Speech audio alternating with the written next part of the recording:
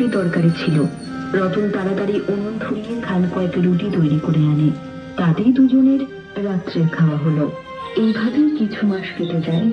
এখন রতন ও পোস্টমাস্টারের মধ্যে বেশ একটা স্নেহের সম্পর্ক তৈরি হচ্ছে। পোস্টমাস্টার যেসব লক্ষ্যের কথা এই গ্রামের অন্য কাউকে বলতে পারে না, সেই কথা অনায়াসে রতন কি বলতে পারে। জানিস রতন, তোর মতো আমারও না মায়ের কথা খুব মনে পড়ে। মায়ের কথা খুব কষ্ট হয় রে। কেন কষ্ট হয় কেন? এই প্রবাসে কাজ করতে এসে আমিও তোর মতো একা। তোর মতো আমারও তো কষ্ট হবে।